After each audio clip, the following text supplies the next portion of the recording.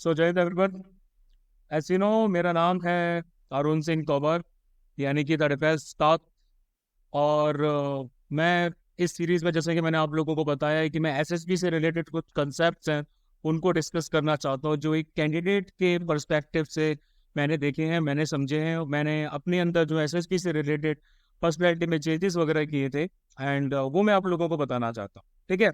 Last to last lecture में मेरे ख्याल से मैंने कंसेप्ट के बारे में डिस्कस किया था। उस कंसेप्ट को मैंने नाम दिया था बी योर ओन एसेसर, है ना। तो अब इसी कंसेप्ट को मैं थोड़ा सा और एलिबरेट करूंगा, थोड़ा सा और बताऊंगा कि भाई अपने थर्ड एसएसबी के अटेम्प्ट के बाद मैंने इसको कैसे एग्जैक्टली इम्प्लीमेंट किया। थोड़ा बहुत मैंने प्रीवियस लेक्चर में भी बताया था, बट अब मैं इसको और ज़्यादा एलिबरेट करना चाहता हूँ और कुछ real time life examples add करना चाहता हूँ, क्योंकि कई लोगों के डीएम आए थे, उन्होंने बोला कि सर इसमें थोड़ा और बताइए कि इसको आप एग्जैक्टली कैसे इंप्लीमेंट कर सकते हैं। वो थोड़ी क्लैरिटी शायद उन लोगों को नहीं आ पाई, तो उनके लिए ये वीडियो जो है मैं आगे एक्सप्लेन कर देता हूँ। ठीक है। टोटल 11 एसएसबी मैंने दिए, और 11 एसएसपी से जो है जो भी एक्सपीरियंस मिला, थर्ड एसएसपी के बाद में मैंने इम्प्लीमेंट किया, काफी कुछ चेंजेस मैंने अपने अंदर देखे। आप लोग भी वो चेंजेस आराम से ला सकते हैं। ठीक है। तो आगे बढ़ने से पहले please do like, share and subscribe this videos. In videos की रीच आप ज्यादा से ज्यादा बढ़ाइए, अपने सर्कल तक पहुंचाइए, ताकि ये जो एग्जैक्ट रियल लाइफ चेंजेस हैं कि आपके दोस्तों मित्रों तक आराम से पहुंच पाए, और वो भी एसएसबी के लिए एक पर्सनैलिटी डेवलपमेंट के पर्सपेक्टिव से चेंजेस को लिया। ठीक है। तो देखो, हम लोग जैसे कि मैंने आपको बताया था कि भाई ये जो मेरा थर्ड एसएसबी अटेम्प्ट था, 22 एसएसबी भोपाल का। ठीक है। ये मेरा थर्ड अटेम्प्ट था, जो कि नवंबर 2016 में अटेम्प्ट दिया था मैंने। ठीक है। काफी चिल माहौल रहता है एसएसबी में। जब आप जाते हैं तो यार ये सब बड़ा देख के बड़ा अच्छा लगता है। मतलब कि इतना बड़ा हॉल है, आपके पास में एक बढ़िया बेड है। ठीक है। एक साइड में आपके पास में एक रेस्ट चेयर है, साइड चेयर जिसको आप बोल सकते हैं, ये भी आपको मिलती है। आपको इवन एक स्टूल, या फिर आप इसको फुट रेस्ट कह लीजिए, ये भी आपको मिलता है। एक बड़ी सी अलमीरा आपको मिलती है। एक आपको छोटी वाली अलमीरा भी मिलती है, जिसमें आप अपना लगेज वगैरह रख सकते हैं। बेड रहता है, बेड के ऊपर बढ़िया मॉस्किटो नेट रहता है, सब कुछ फैसिलिटी रहती है। एक बड़ा सा शीशा जो रहा है, इसमें नहीं दिख रहा है, लेकिन शीशा भी आपका रहता है। और इवन आप यहाँ पर देख सकते हो, तो आपको यहाँ पर एक स्टडी टेबल और चेयर वगैरह ये सब कुछ अवेलेबल रहता है। ठीक है। साइड चेयर के अलावा एक दूसरी चेयर रहती है, वो भी आपके पास रहती है। मतलब काफी अच्छा माहौल रहता है, काफी अच्छी चीजें रहती हैं। ठीक है। ये तो मैं मतलब कि एसएसपी के एक एक्सपीरियंस के तौर पर बता रहा हूँ, लेकिन मैं आपको आगे एलिब्रेट करना चाहता हूँ उस कंसेप्ट के बारे में जिसके बारे में हमने last to last time discuss किया था, है ना। मैंने आप लोगों को बताया था कि भाई आप लोगों को अपना असेसर खुद ही बनना है। आप लोगों को खुद को एवेल्युएट करना है, खुद को देखना है, समझना है, खुद को आपको मार्किंग देनी है। तो अब मैं इसमें कुछ रियल टाइम एग्जांपल्स ऐड कर देता हूँ और आप लोगों को बताता हूँ कि बेसिक चीजें कैसे हम इम्प्लीमेंट करें। ठीक है। देखो, सबसे पहले मैं आप लोगों को एक एग्जांपल देता हूँ। वो एग्जांपल देता हूँ हम सबका, जो हम लोग करते हैं। मैक्सिमम डिफेंस एस्पिरेंट जो रहते हैं, रनिंग करते हैं। मैं एक मैराथन का एग्जांपल दे रहा हूँ। फॉर एग्जांपल, अगर आप रनिंग भी स्टार्ट कर रहे हैं, ठीक है, तो रनिंग स्टार्ट करते करते अब ऐसा नहीं ना कि आप डे वन पे ही एकदम से 5K कर ले, है ना। डे वन पे आप 5 किलोमीटर 6 किलोमीटर दौड़ रहे हैं, नहीं। ये पिक्चर एसएसबी टाइम का नहीं है। ये पिक्चर आपका बेसिकली जब मैं बिट्स पिलानी ज्वाइन करने जा रहा था, और उसके बाद, हाँ, एसएसबी समझ लो, क्योंकि आखिरी अटेम्प्ट मेरा फिर भी बाकी था। तो ये 2019 का है, 2019 का आराम से मेरे ख्याल से मार्च के बाद का ही है। ठीक है। तो आप जैसे स्टैट्स को देख लीजिए, ये मेरे स्टैट्स हैं, मैंने खुद को स्टैट्स में डाले हुए हैं। जनरली मोबाइल अपने साथ नहीं ले जाता था, लेकिन किसी किसी दिन जब मुझे रिकॉर्ड करना होता था तो अपने साथ मोबाइल ले जाता था। ये आप सितंबर 2017 के स्टैट्स को देखिए, है ना। ये मैंने 35 क्या बोलते हैं मिनट में 5 किलोमीटर मारे। फिर ये आराम से आ जाता है मेरा 27 मिनट के आसपास, इसमें 3.5। फिर उसके बाद 4 किलोमीटर जो है 30 मिनट में। मतलब अप एंड डाउन होता रहता है ना, प्रोग्रेस करते जाते थे। मैं अलग अलग मेथोडोलॉजीज जो है वो लेके आता था। इस बार मुझे ऐसे करना है, वैसे करना है। जैसे ये 34 मिनट में 5 किलोमीटर हो गया, ये 32 मिनट में थोड़ा टाइमिंग इंप्रूव हो गई। ठीक है, 2 3 दिन बाद। फिर उसके बाद में टाइमिंग थोड़ी बहुत अप एंड डाउन होती जाती थी। ठीक है। ये ये आपको देखने में समझ में आ रहा होगा, है ना। तो देखो, मैराथन जब आप डे वन पे रन करते हैं, तो ऐसा नहीं कि भाई डे वन पे ही हम 5 किलोमीटर दौड़ने लग जाते हैं। हाँ, हो सकता है कई लोग दौड़ सकते हो, लेकिन एक प्रॉपर स्ट्रेटेजी जो रहती है 5 किलोमीटर या किसी भी चीज की, वो आप तरीके से डेवलप करते हैं। जैसे कि आपने स्ट्रेटेजी बनाई कि भाई पहले 1 किलोमीटर में तो मैं थोड़ा सा हल्का हल्का स्पीड लेके जाऊंगा। फिर उसके बाद में 2 से लेके जो 3 है उसमें थोड़ा सा मोमेंटम गेन करूंगा। फिर 3 से 4 में थोड़ा सा शांत हो जाऊंगा। और फिर उसके बाद 4 से 5 जो रहता है उसमें मैं शूट लूंगा। ये एक नॉर्मल सी स्ट्रैटेजी होती है, इसके बारे में किसी और दिन डिस्कस करेंगे। मेरे कहने का क्रक्स ये है कि भाई पसीना बहुत निकलता है, मेहनत बहुत होती है दौड़ने में। अभी मुझे देख के लगता नहीं होगा आप लोगों को मैं कर सकता हूँ, but at E given day मैं अभी अगर 2-4 दिन प्रैक्टिस करूँ, हफ्ते 10 दिन प्रैक्टिस करूँ, तो आराम से 10K आराम से निकल जाता है, 1 घंटे के अंदर 10 किलोमीटर हो जाता है। ठीक है। तो ये मतलब कि बिना ट्रेनिंग के मतलब मैं नॉर्मली ऐसे दौड़ सकता हूँ। तो ये भी चीज आप लोगों से बोल रहा हूँ कि मैराथन जब हम दौड़ते हैं तो डे 1 पे हम एकदम से बड़ा नहीं मार सकते, उसके लिए हमें धीरे धीरे इंप्रूवमेंट करना पड़ता है ना। सेम चीज जो है आप इसको फैट रिडक्शन के केस में भी देख सकते हैं कि भाई देखो, अगर आपको फैट रिड्यूस करना है तो उसके लिए आप स्पॉट रिडक्शन नहीं कर सकते। आप सिर्फ ये भाई मेरी आर्म से मेरा बेली फैट कम हो जाए, मेरा फेस फैट कम हो जाए, या फिर कोई दूसरा फैट कम हो जाए, नहीं। अगर आप दौड़ेंगे, एक्सरसाइज करेंगे, ओवरऑल फैट आपका जो है वेट कम होगा। ऐसे नहीं होगा कि हाथों से, पैरों से, चेहरे से, नहीं। धीरे धीरे क्या होगा, आपके चेहरे से भी फैट कम होना स्टार्ट हो जाएगा, आपकी जॉ लाइन है वो बन के सामने आ जाएगी, है ना, आपकी मसल्स भी बिल्ड होने लगेंगी, वगैरह वगैरह। तो आप कोई स्पॉट रिडक्शन नहीं कर सकते, ओवरऑल वो रिडक्शन करना होता है। ठीक है। ये स्टैट्स मैंने इसलिए डाले थे क्योंकि अक्टूबर 2018 में आप देख रहे हो मैंने 5 किलोमीटर किया था, है ना। ये 5-5 किलोमीटर मेरे जा रहे थे आधे आधे घंटे के अंदर में। लेकिन उसके बाद में क्या हुआ कि उसके बाद में नवंबर 2018 में मेरा हो गया था एक्सीडेंट, मेरे 10th एसएसबी से पहले। उसके बाद मेरे को एसीएल हुआ था और पीसीएल हुआ था, और टिबिया में मेरी एक्चुअली फ्रैक्चर भी था। डॉक्टर ने बोल दिया था 6 महीने का रेस्ट करना है, लेकिन जैसा कि आपको पता है मैंने कैट भी दिया। कैट देने के बाद में एसएसबी भी देने गया, वो अलग स्टोरी आ जाती है। फिर मैं फैब में मैंने मतलब जो है एक्टिविटीज वैसे मैंने जैसे ही स्टार्ट कर दी थी, लेकिन यू कैन सी, ठीक है, ये मैंने फैब में 4 किलोमीटर कवर किए हैं पूरे 1 घंटे 40 मिनट। बहुत टाइम लग जाता था क्योंकि पैर में बहुत ज्यादा दर्द होता था। डॉक्टर ने तो 6-7 महीने की बेड रेस्ट ही बोल दिया था, लेकिन मन जो होता है ना वो मानता नहीं है। मैं कहा नहीं भाई, मुझे एक्टिविटी करनी है, मेरे आगे और भी एसएसबी है। फिर आप देखो कि भाई ये मेरा 1.5 घंटे के अंदर 5 किलोमीटर है, ये 1.5 घंटे के अंदर तकरीबन 5 किलोमीटर, ये 3.5 किलोमीटर 1.5 घंटे के अंदर। ठीक है। ये जो स्टार्टिंग वाली चीज है ना, ये 15, 16, 18, 19, 20, 21, 22, 24, ये आप देख सकते हो कि मुझे कितनी ज्यादा मेहनत लगती थी, है ना। ये आधा किलोमीटर चलने के लिए मुझे 3-3.5 मिनट लग रहे हैं। फिर मैं मतलब मैं लगातार दौड़ने की कोशिश करता रहता था, लेकिन मैं दौड़ नहीं पाता था क्योंकि मेरा पैर जो है बहुत बुरी हालत में था। ठीक है, लेकिन इंप्रूवमेंट में कर रहा था। ट्रैकिंग ऑन जो है वो बाद में गया था। तो ये मैं स्टेट्स आपको दिखा रहा था मैराथन वाले एग्जाम्पल के लिए। अब क्योंकि ये चीज आई गई थी तो मैंने सोचा मैं आप लोगों को बताऊं। ठीक है, ये मेरी विल पावर दर्शाती है। मुझे खुद पे अच्छा लगता है जब भी मैं देखता हूँ कि मैंने उस चीज को ओवरकम किया, मैंने कैसे उस फिजिकल चीज को ओवरकम किया, एंड उसके रिपरकशंस की बाकी सब चीजें वो बाद में डिस्कस करने वाले। ठीक है। तो मैं एक नॉर्मल सा एग्जांपल आप लोगों को दे रहा था एसएसएल वाले पॉइंट ऑफ व्यू से। अब back to this third attempt, ये मेरा जो थर्ड एसएसबी का अटेम्प्ट था, इसमें मैंने आप लोगों को बताया था कि भाई मैंने क्या किया, खुद को एनालाइज किया, मुझे सीएचएम गजल सिंह मिले थे। अब मैं करता क्या था कि मैं मोस्टली जब एसएसबी खत्म हो जाता था तो जनरली व्हाट्सएप ग्रुप टाइप का बन जाता था, लोगों के आपस में कॉन्टेक्ट्स वगैरह शेयर होते थे। तो मैं अपने ग्रुप मेट्स को कॉल कर लिया करता था, 10-15 मिनट के कॉल में मैं उनसे पूछा करता था, मैं एक तरीके से रिव्यू लिया करता था या फिर फीडबैक लिया करता था कि भाई एग्जैक्टली मेरी परफॉर्मेंस जो है वो कैसी रही, है ना। तो वो मुझे बताते थे कि भाई तेरा क्या था क्या नहीं था। अगर ऑनेस्टली बताएंगे तो फिर काफी कुछ हम लोग उसे एनालाइज कर सकते हैं, काफी कुछ उसे समझ सकते हैं। ठीक है। तो उनसे रिव्यूज लिए ग्रुपमेट से, उनसे सोचा समझा कि भाई एग्जैक्टली क्या मैंने गलती की, उनका पॉइंट ऑफ व्यू क्या है, मेरा पॉइंट ऑफ व्यू क्या है ना। तो वो सब रिव्यू वगैरह लेने के बाद में उसको मैं एक जगह नोट डाउन कर लिया करता था। मैंने एक डायरी वगैरह में लिख लिया, समझ लिया कि भाई एग्जैक्टली क्या गलतियां मुझसे हो रही हैं, क्या मुझे इंप्रूवमेंट करने चाहिए, वगैरह वगैरह। ये सब मेरा एक नॉर्मल सा काम रहता। ठीक है। अब उसके बाद में क्या होता था कि जब मैंने ये कंसेप्ट समझ लिया कि भाई ऐसे सर जो है वो लगातार मुझे देख रहा है, मुझे समझ रहा है, वो कंटिन्यूअसली क्या कर रहा है, मुझे मार्किंग कर, है ना। ये कंसेप्ट मैंने समझ लिया, सेजन साहब ने मुझे बताया कि भाई ब्यूरो असेसर, तो मैंने खुद को अपना असेसर समझा, ये एज्यूम कर लिया कि एक असेसर मुझे देख रहा है। अब मुझे लगातार उसी मोड में रहना है, मुझे लगातार एसएसबी वाले मोड में बिल्कुल जो है वो रहना है ना। अब तो मैं अपने पर्सनैलिटी ट्रेट्स की बात करूँ तो फिर मैं जो हूँ ना, मैं बेसिकली हूँ एक ब्लंट बंदा, मतलब था, अब उतना ज्यादा नहीं, मैं एक ब्लंट बंदा था। अब इस ब्लंटनेस को मैं बोलता था कि भाई मैं तो स्ट्रेट फॉरवर्ड। देखो, स्ट्रेट फॉरवर्ड होना गलत बात नहीं, ब्लंट होना गलत बात है। और सबसे बड़ी गलत बात है ब्लंट होने को स्ट्रेट फॉरवर्ड होने का नाम देना, जो कि मैं देता था।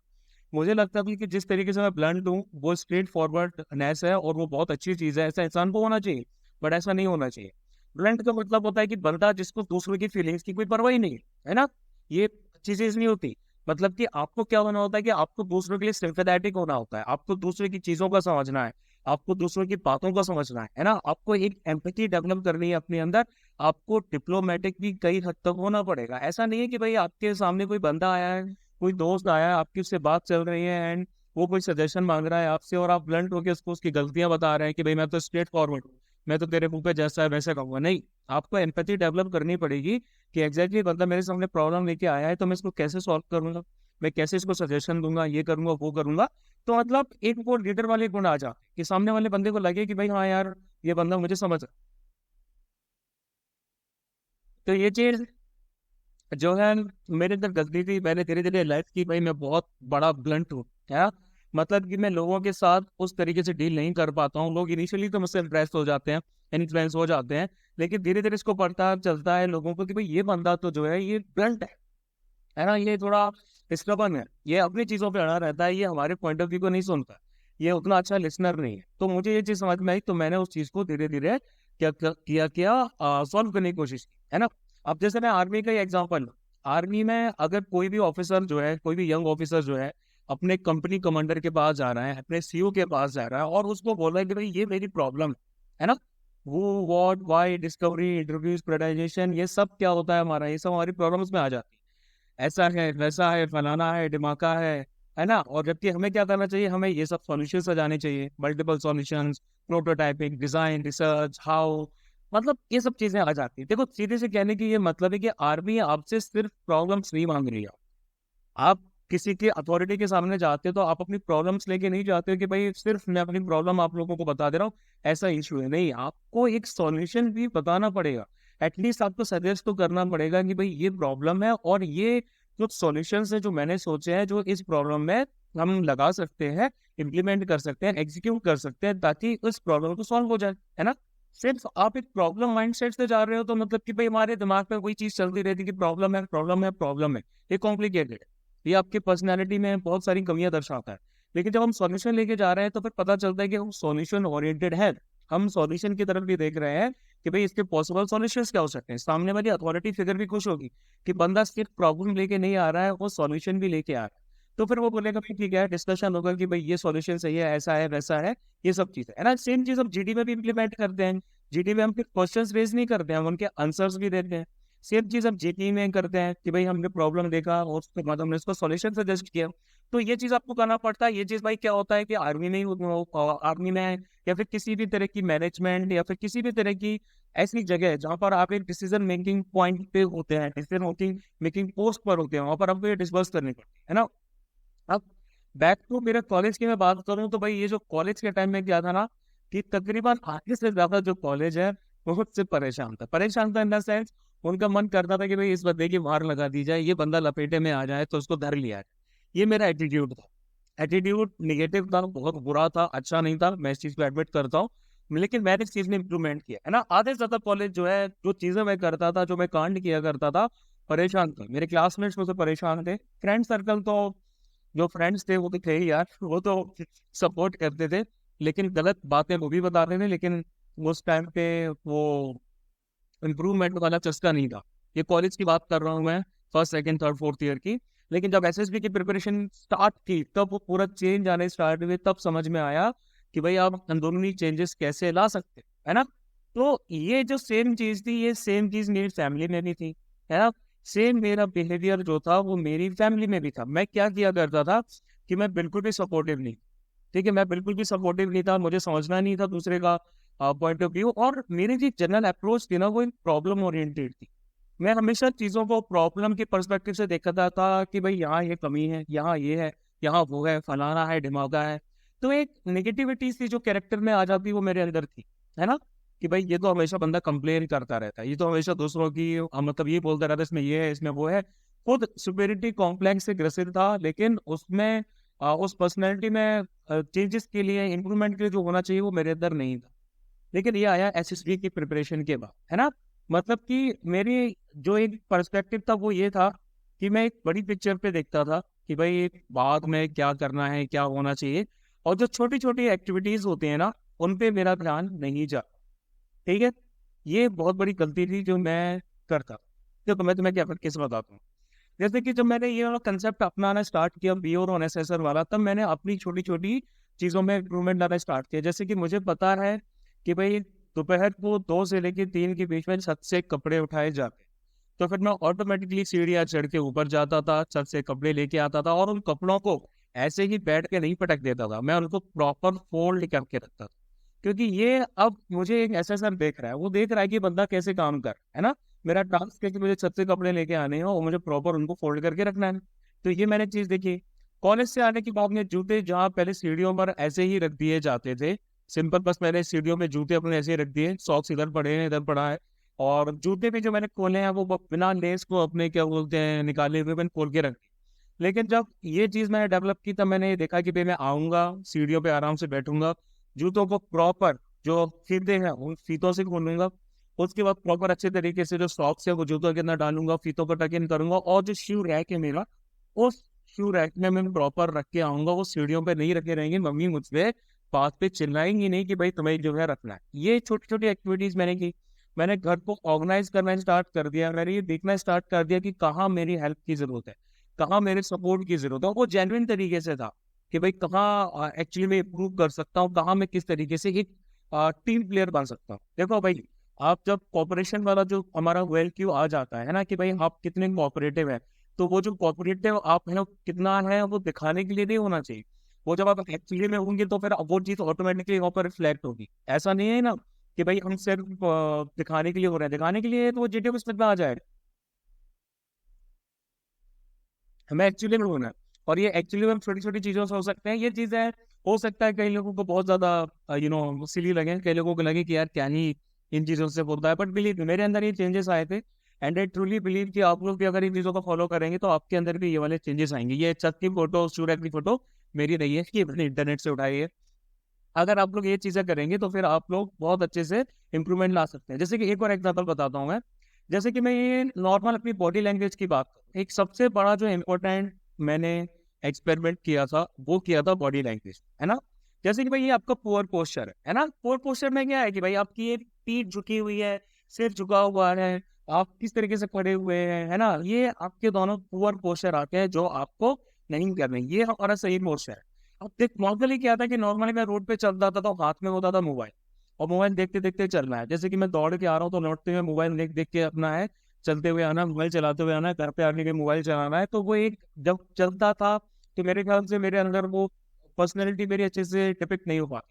मैंने उस चीज को त्याग दिया। मैंने कहा कि नहीं भाई ऐसे नहीं करोगे आप, आपका जो फोन है वो मेरी पॉकेट में रहेगा, और मैं प्रॉपर तरीके से चलूंगा, मैं सीधा चलूंगा। मेरी जो आर्म्स है ना ये प्रॉपर तरीके से आगे पीछे क्या होंगी, आगे पीछे स्विंग करेंगी, मेरी चेस्ट एकदम पॉप्ड अप रहेगी, मेरी चिन एकदम अपराइट रहेगी, ऐसे रहेगी, ठीक है।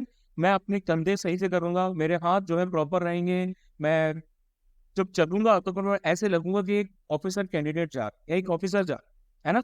देखो मैंने कंसेप्ट आप लोगों को क्या बताया था कि भाई आपको fake it till you make it, simple सी बात है ना। किसी चीज में आप इतना भरोसा दिखाइए कि भाई आपको लगने लगे कि आप एक ऑफिसर, ठीक है।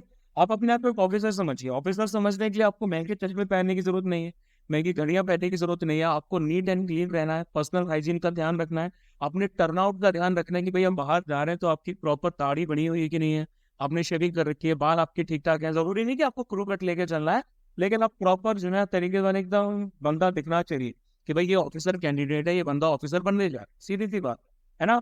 तो ये जो चीजें हैं ये चीजें मैंने अपने अंदर क्या बोलते हैं इनकलकेट की, है ना। मैंने अपने अंदर इम्बाइब करने की कोशिश की। मतलब सीधी सी बात है कि बॉडी लैंग्वेज इंप्रूव करके मैंने बहुत बहुत बहुत कॉन्फिडेंस मेरे अंदर आया। मुझे लगने लगा कि हाँ भाई तू कुछ है, ये आपके अंदर भी आना चाहिए। ये बहुत इंपॉर्टेंट चीज होती है, बॉडी लैंग्वेज, टर्नआउट, आपका ड्रेसिंग सेंस बहुत कुछ कहता है आपके बारे में, और इवन दूसरे लोग भी इसी से इम्प्रेस है ना। तो मतलब कि मैंने इन मैनर्स को अपने अंदर लाना स्टार्ट किया। मैंने पॉजिटिव इन्फ्लुएंस अपने आसपास क्रिएट करना किया, और मैं अपने आप को कॉन्स्टेंटली क्या करता था, एवेल्युएट करता था कि मैं एग्जैक्टली किस सिचुएशन में कैसा बिहेव कर। मैं बाद में खुद के बारे में खुद को एक मार्किंग देता था। मैं खुद को क्या करता था, एवेल्युएट करता था कि मैंने एग्जैक्टली इस सिचुएशन में कैसे अपने आप को कंडक्ट किया। कोई सामने से मुझसे बंदा मिलने आया है, मैं खड़ा हुआ हूँ तो मेरा बॉडी पोस्चर क्या है, मैं बैठा हूँ तो मेरा बॉडी पोस्चर क्या है, मैं खाना खा रहा हूँ तो मेरे मैनर्स कैसे हैं, मैं सामने वाले बंदे से बात कर रहा हूँ तो उस केस में मैं मेरे मैनर्स कैसे हैं, मेरे एक्सप्रेशंस कैसे हैं, मैं कब उसको रोक रहा हूँ, मैं कब उसको टोक रहा हूँ, इन सब चीज़ों का आप सबको पता है कि डायरेक्ट कनेक्शन हमारा एसएसबी में आ जाएगा। जिस तरीके से आप जीडी में बिहेव करते हैं फिर दूसरी चीज़ों में बिहेव करें। ठीक है, तो मतलब कि आपको OLQ सारे याद करने की जरूरत नहीं है, आपको सारे फैक्टर्स याद करने की जरूरत नहीं है, आपको सिर्फ अपनी लाइफ को ओवरऑल डेवलपमेंट में लेके आना है। जब आप ओवरऑल डेवलपमेंट लेके आएंगे ये सब चीजें ऑटोमेटिकली आपकी क्या हो जाएंगी, इंप्रूव हो जाएंगी, लोगों को दिखना स्टार्ट हो जाएगी। ये 2190 वाला रूल आप लोगों को पता होगा, है ना। देखो भाई, 21 दिन के अंदर आपकी कोई भी हैबिट बन जाती है। किसी भी चीज को अगर आप 21 डेज तक लगातार फॉलो करते हैं तो वो आपकी हैबिट बन जाती है। 21 डेज तक आपकी हैबिट बनती है, बाहर के लोगों को पता नहीं चलता। ठीक है, तकरीबन 1 महीने के अंदर यानी कि 4 हफ्ते लगते हैं। जब आपको 21 दिन, तो बेसिकली 20-21 दिन या 4 हफ्ते जो है उसमें आप खुद चीजों को नोटिस करना स्टार्ट करते हैं कि भाई आपको स्वयं को पता चलता है कि भाई चीजें बदल रही है ना। 6 से लेके 8 हफ्तों के अंदर आपकी जो इमीडिएट फैमिली है, ठीक है, आपकी फैमिली के एक्सटर्नल साइज आपके विजुअल होने लगते हैं, फैमिली एंड फ्रेंड्स को आप समझ लीजिए। ठीक है, और तकरीबन आपके क्या बोलते हैं, मेरे ख्याल से 12 वीक्स के अंदर जो आपके कलीग्स हैं या फिर आपके कॉलेज के बंदे हैं वो सब हैं, उन लोगों को समझ में आता है कि आपके अंदर चेंजेस आ रहे हैं। और 90 डेज जो रहते हैं वो आपको लग जाते हैं, यानी कि तकरीबन 3 महीने लग जाते हैं आपको एक लाइफस्टाइल चेंज करने के लिए। तो आप कैसे समझ सकते हैं कि 15 दिन की कोचिंग जाने के बाद में, 1-2 हफ्ते प्रैक्टिस करने के बाद में आप उस चीज को ट्रूली अपनी लाइफस्टाइल में इन्वाइट करके एसएसडी में रिफ्लेक्ट कर देंगे? वो नहीं होगा, है ना। उसके लिए आपको चेंजेस बहुत ड्रास्टिक लेवल पे करने पड़ेंगे, आपको कंटिन्यूस चेंजेस करने पड़ेंगे। जिस मूवमेंट से आपने सोचा है कि भाई हमें सीडीएस की प्रिपरेशन स्टार्ट कर देनी, है ना, अभी आपके दिमाग में चल रहा होगा कि भाई सीडीएस 1 2025 जो है वो तो 13 अप्रैल 2025 को है, तो प्रैक्टिस हम स्टार्ट करेंगे, ये करेंगे, वो करेंगे। तो अभी इस मोमेंट पे आपने सोच लिया ना कि एग्जाम देना है, तो जब इस मोमेंट पे ये सोच लिया है तो आप सीडीएस की प्रिपरेशन भी स्टार्ट कर दो। और सीडीएस की प्रिपरेशन के लिए आपको पता है कि हमारा नया बैच जो है 1 अक्टूबर 2025 से स्टार्ट हो रहा है ना। अभी लास्ट में उसकी डिटेल बताऊंगा, लेकिन अगर आपको बैच ज्वाइन करना है तो आप ये वाला बैच ज्वाइन कर सकते। और इसी के साथ साथ आपको एसएसबी की प्रिपरेशन भी, ये जो लाइफस्टाइल वाली चेंज है ये आप देखो, जो हम टेस्टिंग प्रोसेस की बात करते हैं, जो भी आपके अलग अलग टेस्टिंग प्रोसेसेस होते हैं, इंटरव्यू हो गया, साइक टेस्ट हो गए या फिर जीटीओ टास्क हो गए, इन सबको समझने में इतना ज्यादा टाइम नहीं लगता, है ना। ये सब तो आप 15 दिन की कोचिंग में सीख सकते हो, 10-15 दिन में इसको इम्प्लीमेंट भी कर सकते हो। लेकिन मैं अगर एग्जैक्टली साइक की बात करूँ तो उस साइक वाली चेंजेस को अपने इलेक्शन में इम्प्लीमेंट करने के लिए आपको तकरीबन इतना टाइम लगेगा। तो अभी 6 महीने हमारे पास, 6 महीने में बहुत अच्छे तरीके से इन चेंजेस को आप अपने अंदर इम्प्लीमेंट करके चेंजेस ला सकते हो, पर्सनैलिटी डेवलपमेंट अच्छे से कर सकते हो। ठीक है, तो जब मेरे फ्रेंड्स वगैरह ने नोटिस करना स्टार्ट किया, मेरे साथ वाले कॉलेज के जो लोग थे जिनसे मेरी कई बार लड़ाइयाँ हो चुकी थी, उन लोगों ने ये चीज नोटिस करना स्टार्ट की। उन्होंने बोला कि यार ये बंदा तो आपका टोटली चेंज हो गया, इतना काम कैसे है, इतना इसके अंदर पेशेंस कैसे है, ये तो बात बात पे जवाब दिया करता था, एंड ये प्रॉपर तरीके से कंडक्ट कैसे कर रहा है, इसकी बॉडी लैंग्वेज कैसे चेंज हो गई, है ना। ये सारे के सारे चेंजेस उन लोगों को विजिबल होने स्टार्ट हो गए थे। मतलब ऐसा था हमारे यहाँ कि कॉलेज पास होने के बाद भी अभी 1-2 साल तक तो मतलब कुछ जॉब वॉब का सिनेरियो छोड़ ही दिया था। ये सोचा था कि भाई जो है एसएसबी वगैरह ने कहा, है ना। तो उस टाइम पे फिर कॉलेज में जो सिटी में थे लोग थे, उनसे मिलना जुलना होता रहता था कई बार कॉमन सर्कल्स वगैरह में। तो वो एक दूसरे के आमने सामने आ जाते थे, तो समझ में आ जाता था कि भाई क्या बंदा चेंजेस ला रहा है, कौन से नहीं ला रहा। तो फिर ये चीज उन लोगों को भी विजुअल हुई, उनको भी समझ में आई कि भाई एग्जैक्टली क्या चेंजेस ये बंदा लेके आ रहा है ना। वो एक्चुअली मैं ये समझने लगे थे कि मैं रिग्रेट हो गया, क्योंकि मैं कंटिन्यूसली एसएसबी देता रहता था।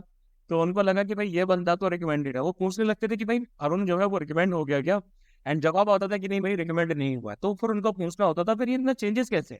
इनफैक्ट कई लोग को जिनसे मैं कई टाइम तक नहीं मिला था उनको तो ये लगा था शायद बंदा टर्म ब्रेक में आया है, ये रिकमेंड वगैरह हो गया है। इतने ज्यादा चेंजेस हैं, प्रॉपर लिखता हूँ, शेविंग करके रहता है, क्रू कट में रहता है, घर से बाहर निकलता है तो कपड़े एकदम सही पहने रहता है, कि मतलब कि टर्नआउट बहुत बढ़िया रहता है इसका। देख के लगेगा कि नहीं कि बंदा वैसे सिर्फ पार्क चाय पीने के लिए आया है, ऐसा लग रहा है कि भाई बंदा जो है कहीं एकदम विजिट करने के लिए आया है। ठीक है, तो ये चेंजेस मैंने अपने अंदर लेके आए थे, मेरे को बहुत अंदर से कॉन्फिडेंस काफी फील होता है ना। इन पेशेंट से मैं एक अच्छे लिसनर में कन्वर्ट हो गया, मैं लोगों की बातें सुनने लगा। देखो भाई जीटी में अगर आपको प्रॉपर किसी को जवाब देना है तो पहले आपको उसका पॉइंट सुनना है ना, कि बंदा एग्जैक्टली वो बोल क्या है। पता चले कि बंदे ने कुछ बोल दिया, आप उसी चीज को दोबारा रिपीट करके बोल रहे हो, आपके पॉइंट कट जाए, है ना। तो आपको एक अच्छा लिसनर बनना पड़ेगा। एक ऑफिसर कैंडिडेट एक अच्छा लिसनर होता है, ठीक है। आपको सामने वाले को समझना पड़ेगा, समझ के उसको दिमाग में प्रोसेस करना पड़ेगा एग्जैक्टली कहना क्या चाह रहा है। फिर आप उस चीज को क्या करेंगे, रिप्लाई दीजिए, समझाइए लोगों को, तब लोगों को वो चीज समझ में आए, ठीक है। तो फिर देखो भाई, इसका कोई फिक्स्ड रूल नहीं है कि भाई ऐसा आप लोगों को जो है हर पर्सनैलिटी में ये चीज फिट हो जाती है। जैसे कि मैंने आपको बताया कि आप अपने खुद के कंसेप्ट डेवलप कर सकते हो, या आपके ऊपर है, और आपको अपने खुद के कंसेप्ट डेवलप करने ही चाहिए। किसी ने कोई बुक लिख दी, मैंने कोई वीडियो बना दिया, अगर कुछ और चीज हो गई, तो आप उसको 100% अपने ऊपर इम्प्लीमेंट नहीं कर सकते, उसको आपको कस्टमाइज करना पड़े। दूसरों के टाइम टेबल को, दूसरों के नोट्स को, दूसरों के स्टडी मटेरियल को 100% फॉलो नहीं कर सकते। आपको कस्टमाइज उसको आपको अपने हिसाब से, अपनी पर्सनैलिटी के हिसाब से, अपने एकेडमिक लेवल के हिसाब से, अपनी अंडरस्टैंडिंग, मैच्योरिटी, इन सब के हिसाब से आपको चेंज करना ही पड़ता है ना। तो आप इसको अपनी पर्सनैलिटी के हिसाब से कस्टमाइज कीजिए। कमेंट्स में मुझे बता दीजिए कि एक्जैक्टली क्या इशू फेस कर रहा है, तो I will try to suggest something. मैं कुछ सजेस्ट करने की कोशिश करूंगा, लेकिन इन द एंड आपको इम्प्लीमेंट करना पड़ेगा, है ना। तो हमें करना है क्या कि हमें एसएसबी से नई नई चीजें समझनी है, नई नई चीजें सीखनी है, देखना है कि भाई एग्जैक्टली हम गलत की जगह सही चीजें कैसे करें। और इन सही चीजों को करने के लिए आपको लगता है टाइम, है ना।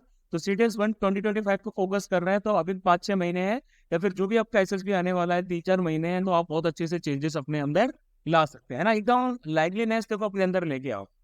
जिंदा दिली जो रहता है, बंदा रहता है, वो बहुत अच्छे से परफॉर्म करता है। आपके आसपास आपकी एनर्जी, जो आपके जो ऑरा होता है, सामने वालों को पता चल जाता है। शुद्ध भाषा में कहूँ तो वाइब्स, आपकी वाइब्स मैच कर रही है कि नहीं कर रही है, ठीक है। तो आपकी वाइब्स जो है माहौल के हिसाब से मैच करनी चाहिए भाई, ठीक है। ऐसा होना चाहिए कि भाई आप किसी जगह एंटर कर रहे हैं, आप सबकी अटेंशन कैप्चर करें, है ना। सब बंदे जो है, सब बंदे बंदियां जो है, सबके सब एकदम से मंत्रमुग्ध हो जाए कि भाई ये बंदा कौन एग्जैक्टली, है ना। देखो होता है, हम लोग कई बार किसी जगह जाते, किसी एक बंदे को देखते हैं, किसी एक बंदी को देखते हैं, और एकदम सब एकदम कैप्टिवेट हो जाते हैं कि भाई ये एग्जैक्टली क्या है, ये है क्या, ये चीज क्या है ना। तो वो एक ऑफिसर कैंडिडेट, आप लोगों को लगना है कि भाई रास्ते में चल रहे हैं, इधर जा रहे हैं, उधर जा रहे हैं, लोगों को देख के लगना चाहिए कि यार ये बंदा है यार, क्या मतलब क्या बन रहा है, इस तरह से होना चाहिए, है ना। एक इंक्विजिटिवनेस लोगों के अंदर होनी चाहिए, क्यूरियोसिटी होनी चाहिए कि भाई ये ऑफिसर कैंडिडेट है, ऑफिसर बन तो नहीं गया कि बन गया कि नहीं बन गया।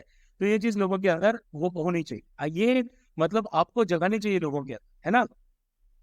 इन दी एंड आप लोगों को, जैसे मैंने बताया, और भी बहुत सारी चीजें मैं लेके आऊंगा, और भी बहुत सारी मैं बातें बताऊंगा आप लोगों को कंटिन्यूसली। लेकिन उससे पहले आपको पता है कि भाई 1 अक्टूबर ऑनवर्ड्स अभी हमारे पास टोटल 10-12 दिन बचे हुए हैं। 10-12 दिन बाद हम CDS 1 2025 का बैच स्टार्ट कर रहे हैं। CDS 1 2025 वैसे तो 13 अप्रैल 2025 को, है ना। लेकिन ये जो बैच हमारा रहेगा, ये 100 डेज का रहेगा। मतलब कि सबसे पहले हम इसको भी चलाएंगे अक्टूबर से लेकर दिसंबर।